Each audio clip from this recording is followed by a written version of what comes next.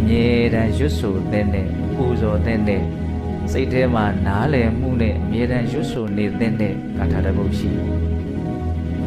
လောကီတို့ဘလို့အကျိုးစီးပွားတွေဖြစ်ထွန်းမဲ့ဘာညာညာရည်ရွယ်ပြီးတော့ဂါထာတော်ကိုပြောမှာမဟုတ်ပါဘူးအဲ့ဒါတွေဘုံဘုံတို့သိစိတ်မဝင်လာပါဘူးကိုယ့်ရဲ့စိတ်ကလေးကိုတက်မှတ်အောင်ကောင်းမွန်အောင်ထိန်းချောင်းပေးနိုင်တဲ့အတွက်ကြောင့်တကယ်ကိုလက်တွေ့စိတ်နှလုံးရဲ့ငြိမ်းအေးမှုကိုရစေနိုင်တဲ့အစွမ်းရှိတဲ့လမ်းညွန်ချက်ပါနေတဲ့ဂါထာရခြင်းလှရောက်မယ်နဲ့တူတယ်နော်အဲ့ဒီဂါထာရခြင်းလှရောက်မယ်နဲ့တူတယ်နော်ရပြီးသားနော်ဒီလူတွေရဲ့ခေါင်းထဲမှာရှိပြီးသားလောကရန်တရားနဲ့ပတ်သက်ပြီးတော့လည်းဘုံဘုံကရှေ့ရပြောထားတယ်အလွန်မှကောင်းတယ်လို့လည်းပြောထားတယ်ဘယ်ဂါထာလေးနဲ့ဖြစ်မလဲဟုတ်ထတလောကဓမ္မေဟိစိတ်တံယတ္တနာကံပတိအတောကံဝိရဇံခေမံဣတံမင်္ဂလာမုဒ္ဒမရတော့ရထားတယ်ဒါပေမဲ့ဘယ်အတိုင်းတာထိဒီဂါထာလေးရဲ့ဆိုလိုတဲ့အဓိပ္ပာယ်ကိုနားလည်နိုင်တယ်လေအဲ့ဒီနားလည်မှုအနိမ့်အမြင့်ပေါ်မှာမူတည်ပြီးတော့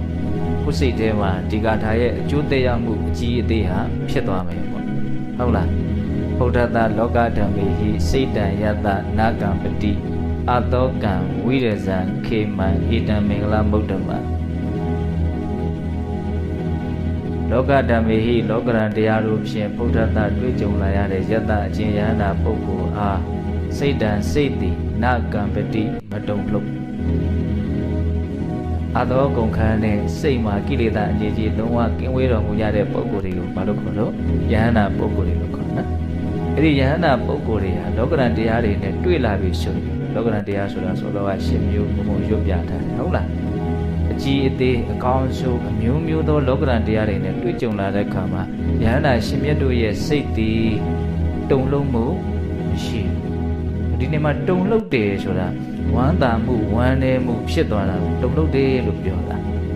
ဘုန်းဘုန်းတို့တာမန်အဖြစ်ပုထုဇဉ်တွေက